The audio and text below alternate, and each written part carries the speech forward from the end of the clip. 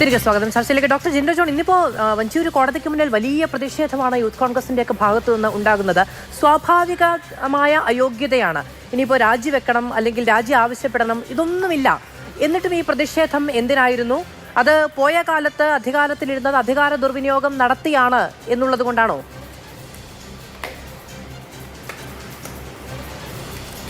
അല്ല, മാറ്റം സ്വാഭാവികമായിട്ടും LDFിലെ ഒരു MLA ഇത്തരത്തിലൊരു കേസിൽ അയോഗ്യനാക്കപ്പെടുന്നത് സ്വാഭാവികമായിട്ടും അത്തരത്തിലൊരു രാഷ്ട്രീയ വിഷയം എന്നുള്ള രീതിയിൽ യുവജന സംഘടനകൾ അക്കാര്യത്തിൽ പ്രതികരിക്കുമല്ലോ. അത്തരമൊരു പ്രതികരണമായിട്ട് കണ്ടാൽ മതി.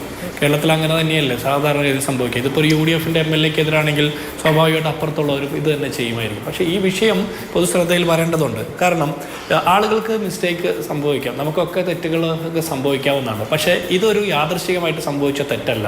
വളരെ കരുതിക്കുട്ടി അദ്ദേഹത്തിൻ്റെ പ്രൊഫഷൻ്റെ ഭാഗമായിട്ട് തന്നെ അദ്ദേഹത്തിൻ്റെ സത്യസന്ധത പുലർത്താതെ ഈ രാജ്യത്തെ നീതി നിർവഹണ സംവിധാനത്തെ പോലും വെല്ലുവിളിച്ചുകൊണ്ട് നടത്തിയ ഒരു കള്ളം വർഷങ്ങൾക്ക് ശേഷം തെളിയിക്കപ്പെടുകയും ശിക്ഷിക്കപ്പെടുകയും ചെയ്യുമ്പോൾ അതിൽ കൃത്യമായിട്ട് ഒരു പ്രതിപക്ഷ സംഘടന എന്നുള്ളവർക്ക് യൂത്ത് കോൺഗ്രസും ഒക്കെ അതിൽ പ്രതികരിക്കേണ്ടതുണ്ട്. അത് ജനശ്രദ്ധയിൽ കൊണ്ടുവരേണ്ടതുണ്ട്.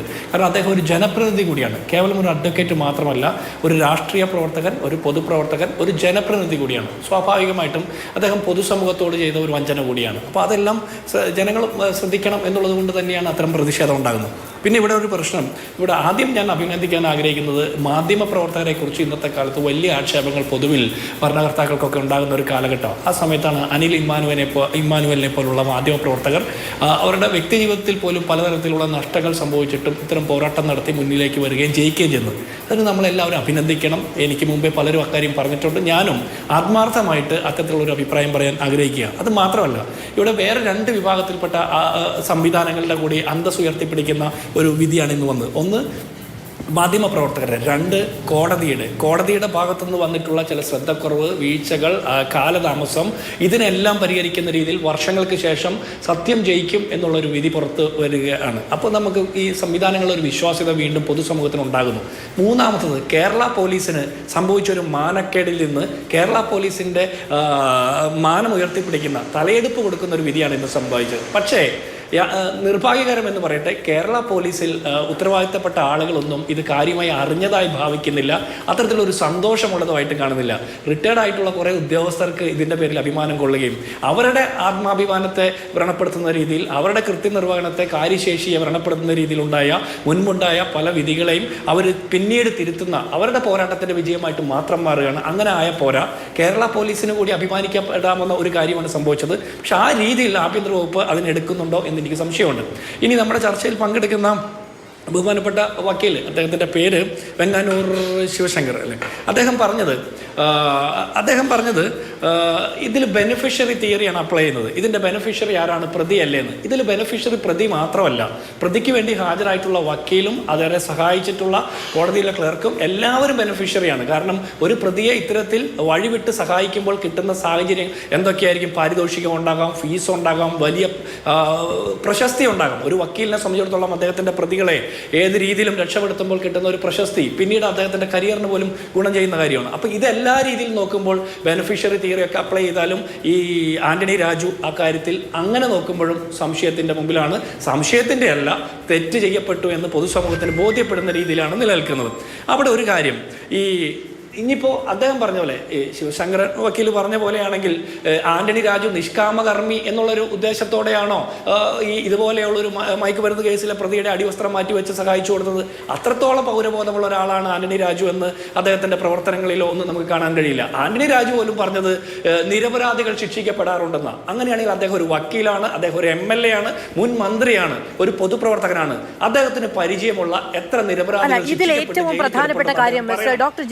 ഇതിലേറ്റവും പ്രധാനപ്പെട്ട കാര്യം മറ്റാർക്കും, ഇപ്പൊ ഈ ക്ലർക്കിനോ ഇത് വാങ്ങാൻ വന്ന ബന്ധുവിനോ ഒന്നും ഈ തൊണ്ടി മുതലിന്റെ പ്രാധാന്യം അറിയില്ല എങ്കിലും പ്രതിഭാഗത്തിന് വേണ്ടി വാദിക്കുന്ന വക്കീലിനും വക്കീലിന്റെ അസിസ്റ്റന്റായ ആന്റണി രാജുവിനും അറിയാം ഇത് തൊണ്ടി മുതലാണ് എന്ന്.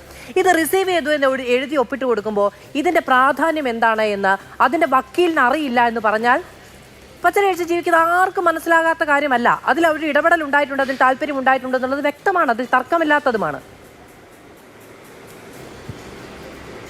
തീർച്ചയായിട്ടും അത് മനഃപൂർവ്വമാണെന്ന് നിയമം. അത് ഇതിൽ ഈ ഒരു കേസിൽ ശിക്ഷിക്കപ്പെട്ടതിന് ശേഷവും അതായത് പലതരത്തിൽ അതിൽ മാൽ പ്രാക്ടീസസ് നടത്തുന്നു, പല രീതിയിൽ രക്ഷപ്പെടാൻ ശ്രമിക്കുന്നു, യഥാർത്ഥ പ്രതിയെ രക്ഷപ്പെടുത്തുന്നു.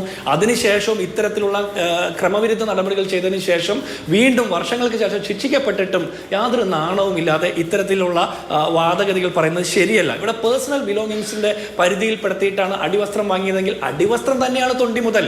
അടിവസ്ത്രത്തിൽ ഒളിച്ചു കിടത്തിയ മയക്കുമരുന്ന് അത് അടിവസ്ത്രം തൊണ്ടി മുതലല്ലേ? അപ്പോൾ ആന്റണി രാജു ഒരു വക്കീലാണ്. ആ വക്കീലിന്റെ സാമാന്യ ബോധം, കോപ്പി അടിച്ച് പരീക്ഷ ജയിക്കാത്ത ആളാണെങ്കിൽ, നിയമമൊക്കെ പഠിച്ച ഒരാളായിരുന്നെങ്കിൽ അദ്ദേഹത്തിന് ഇത് മനസ്സിലാകുമായിരുന്നു. അപ്പോൾ അദ്ദേഹം ഒന്നുകിൽ പറയണം അദ്ദേഹം ഒരു കഴിവ് കെട്ട വക്കീലാണ്, യാതൊരു വിവരവും ഇല്ലാത്തൊരു വക്കീലായിരുന്നു, അതുകൊണ്ട് ഒരു വിവരവും ഇല്ലാതെയാണ് ഇതൊക്കെ സ്വീകരിച്ചത് എന്ന് പറയണം. അല്ലെങ്കിൽ അദ്ദേഹം തെറ്റ് ചെയ്തിട്ടുണ്ട്. രണ്ടിലൊരു പക്ഷം വേണമല്ലോ. അദ്ദേഹത്തിന്റെ അറിവോടുകൂടി തന്നെ നടന്നിട്ടുള്ളത്. ഇതിൽ ഏറ്റവും വലിയ പ്രശ്നം എന്താ പറയുക, ഇന്നും നമ്മുടെ നാട്ടിൽ ഇത്തരം സാഹചര്യങ്ങളുണ്ട്. നടി ആക്രമിക്കപ്പെട്ട കേസുമായി ബന്ധപ്പെട്ട് സമാനമായ ആക്ഷേപം വന്നിട്ടുണ്ട്.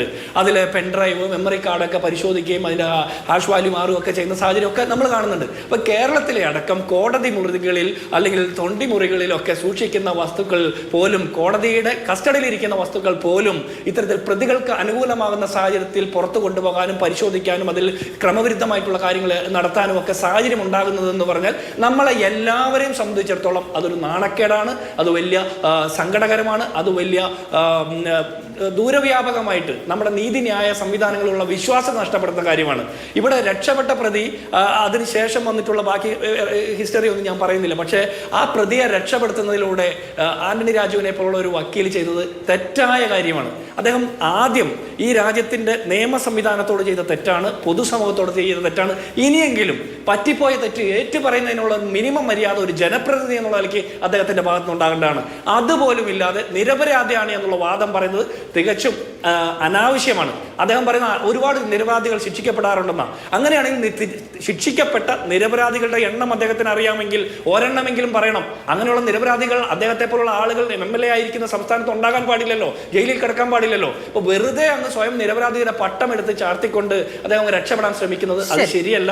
പൊതുസമൂഹത്തിന്റെ മുമ്പിൽ പൊതുപ്രവർത്തകർക്ക് മാനക്കേട് ഉണ്ടാക്കുന്ന നിലപാടാണ് അദ്ദേഹത്തിന്റെ ഭാഗത്തുനിന്ന് ഉണ്ടായിരിക്കുന്നത്.